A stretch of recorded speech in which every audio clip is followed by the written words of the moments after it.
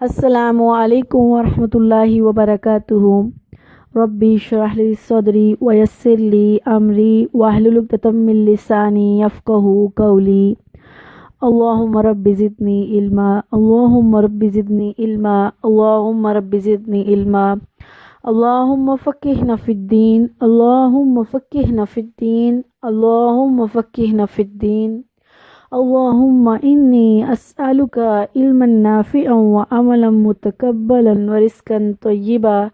اللہم انی اسألک علما نافعا وعملا متقبلا ورزقا طیبا۔ اللہم انی اسألک علما نافعا وعملا متقبلا ورزقا طیبا۔ آج ہم سورہ البقرہ سے شروع کریں گے۔ سورت کا مطلب سورت ہی ہے۔ البقرہ گائے کو کہتے ہیں۔ اس سورت کے اندر ایک واقعہ ہے گائے کا، جس کی نسبت سے اس کا نام سورہ البقرہ ہے۔ مدنی یعنی مدینہ میں نازل ہوئی۔ مدنی صورتوں میں سب سے پہلے جو نازل ہونے والی صورت ہے وہ سورہ البقرہ ہے۔ مکہ میں جو سورہ نازل ہوئی وہ 81 صورت ہیں، اور یہ نزولی اعتبار سے 81واں سورہ نمبر ہے۔ اس کا کچھ حصہ جو ابتدائی حصہ ہے وہ ابتدائی مدینہ کے دور میں نازل ہوا، کچھ حصہ مدینہ کے آخری دور میں، آپ صلی اللہ علیہ وسلم کی آخری زندگی کے دور میں نازل ہوا۔ مثلا جو حرمت سود کی آیات ہیں وہ 10 ہجری کے آخر میں جا کر نازل ہوئی تھی۔ سورہ البقرہ کی فضیلت کے متعلق رسول اللہ صلی اللہ علیہ وسلم نے فرمایا ہے کہ سورہ البقرہ جس گھر میں پڑھی جاتی ہے وہاں شیطان نکل جاتا ہے۔ یہ بھی فرمایا کہ 2 جگمگانے والی جو صورتیں ہیں وہ سورہ البقرہ اور سورہ ال عمران ہیں، اس کو پڑھا کرو۔ قیامت کے دن وہ اس حال میں آئیں گی جیسے ایک بادل ہوتا ہے، وہ اللہ کے بندوں پر جو اس کو پڑھنے والے ہیں ان کے اوپر سائبان بن جائے گا، سایہ کرے گا، اور ان کے لیے مغفرت کی ریکویسٹ کرے گا۔ یہ صورتیں ریکویسٹ کریں گی، بلکہ اللہ سے جھگڑا کریں گی۔ اور آپ صلی اللہ علیہ وسلم نے یہ بھی فرمایا کہ اسے پڑھنا، اس صورتوں کو پڑھنا، دونوں صورتوں کو پڑھنا جو ہے وہ برکت ہے، اور اس کو چھوڑ دینا حسرت ہے۔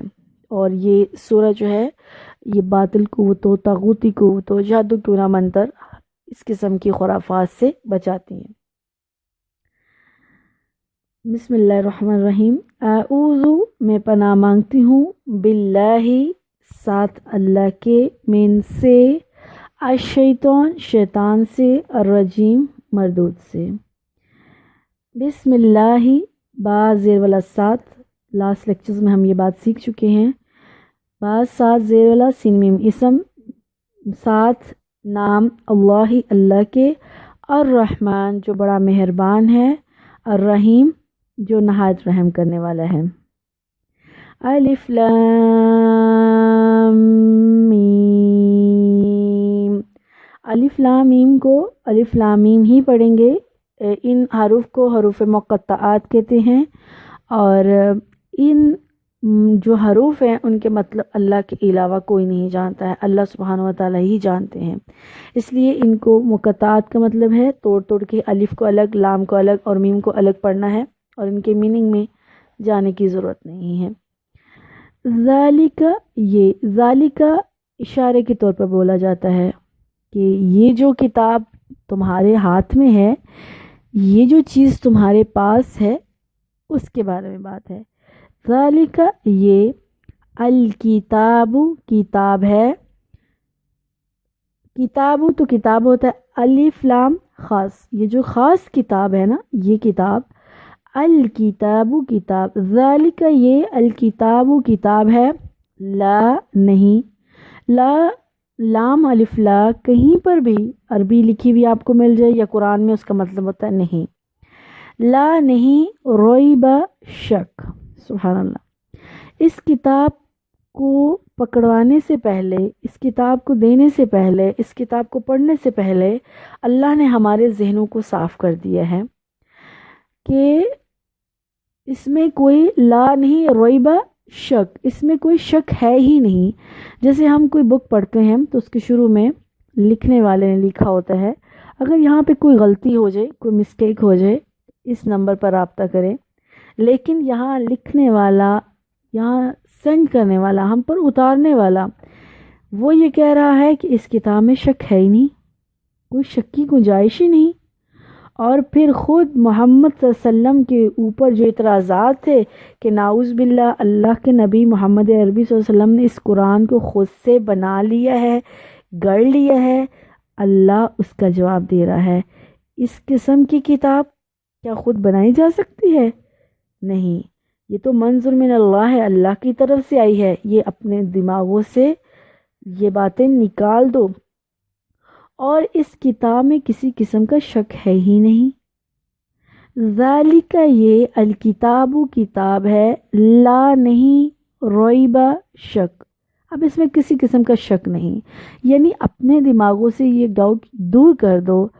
اب آگے جو بھی تم پڑھو گے، جو بھی تم سیکھو گے، اس میں شک کی گنجائش نہیں، مانو کہ نہ مانو، فائدہ دے گا کہ نہیں دے گا، شفا ہوگی کہ نہیں ہوگی، میرا مسئلہ حل ہوگا کہ نہیں ہوگا، اس میں کسی قسم کا شک کرنے کی ضرورت ہی نہیں ہے۔ اس میں ہر مسئلے کا حل ہے، ہر بیماری کی شفا ہے، ہر ایک راستہ ہے، اس میں کوئی شک نہیں ہے۔ ذالک، یہ الکتاب کتاب ہے، لا نہیں، ریبہ شک، فیہ اس میں، فیہ اصل میں دو جو لفظ ہیں وہ جوڑ کے بنے ہیں، فی میں ہی اس میں، اس کتاب میں کوئی شک نہیں ہے۔ اب جب شک نہیں ہے تو یہ کتاب اتری کیوں؟ ہدن، یہ ہدایت دیتی ہے، للمتقین، متقیوں کے لیے۔ لام زیر والا جب ہم نے بسم اللہ اعوذ باللہ نہیں الحمدللہ، تو الحمدللہ کے اندر ہم نے للہ ہی پڑھا تھا، اس میں ہم نے دیکھا تھا لام زیر والا ہوگا تو اس کا ترجمہ ہوگا کے لیے، ہدن ہدایت ہے، للمتقین متقیوں کے لیے، اس کتاب میں ہدایت ہے متقی لوگوں کے لیے۔ اب متقی کون ہوتے ہیں؟ آخر کیا چیزیں کسی کے اندر ہوں تو وہ متقی بنے گا، اور وہ متقی بنے گا تو یہ کتاب اس کو راستہ دکھائے گی، اس کتاب سے اس کو کوئی بینیفٹ ملے گا۔ تو اب ہم انسانوں کو نہیں پتا متقی کیا ہوتا ہے، آگے اللہ نے خود ہی بتا دیا کہ یہ چیزیں ہوں گی تو ایک متقی بنے گا، اور اگر وہ متقی بن گیا اس قرآن سے اس کو فائدہ مل جائے گا۔ اللہم اجعلنا منہم۔ الذین، وہ لوگ، آیت ختم ہو گئی ہے۔ آیت دیکھیے، آیت نمبر 2 سورہ البقرہ، اوپر لام ہے، لام کا مطلب ابھی آیت چل رہی ہے، مطلب آیت ختم ہو گئی ہے، بات چل رہی ہے، ابھی سینٹنس ختم نہیں ہوا۔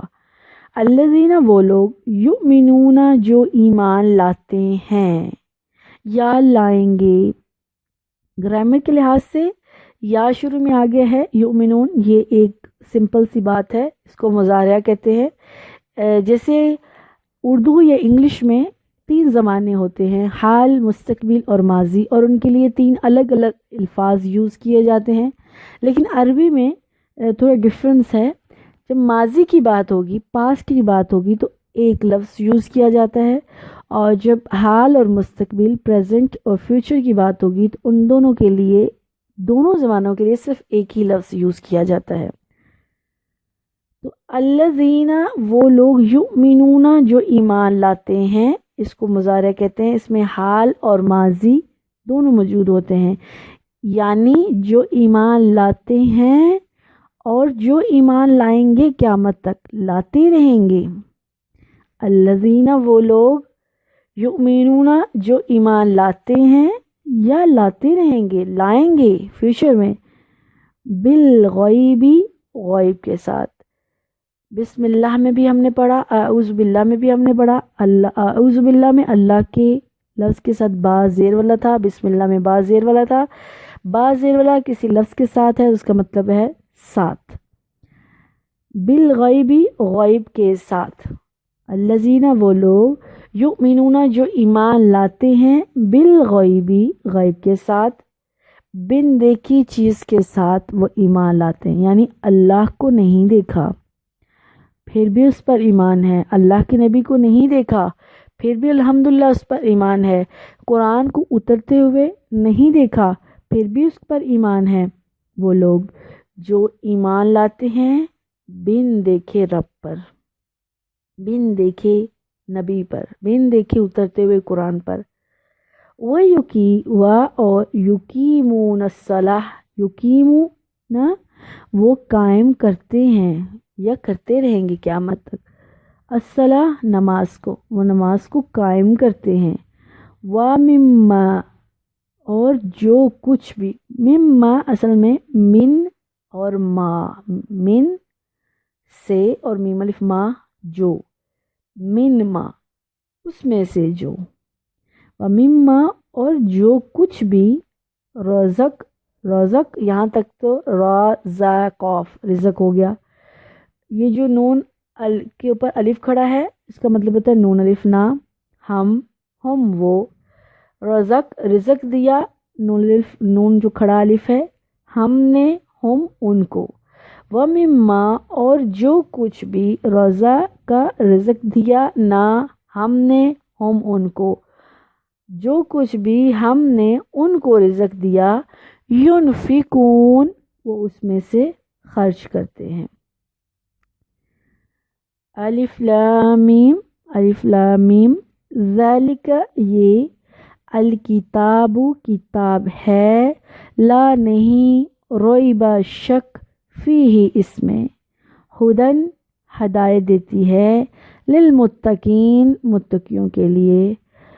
अब मुत्तकी कौन है? अल्लज़ीना वो लोग, हमने कल बात की थी सूरह अल फातिहा में कि जो अल्लज़ीना है वो ज़मीर है, असल में पर नाउन है, तो अल्लज़ीना पर नाउन है, इसका नाउन कहाँ है? मुत्तकी, यानी मुत्तकी वो लोग हैं, युमिनूना जो ईमान लाते हैं, बिल गैबी गैब के साथ, व युकीमूना और वो कायम करते हैं, अस्सलाह नमाज को, व मिम्मा और जो कुछ भी, रज़क रिज़क दिया ना हमने हम उनको, जो कुछ भी हमने उनको रिज़क दिया है, युनफिकून वो खर्च करते हैं।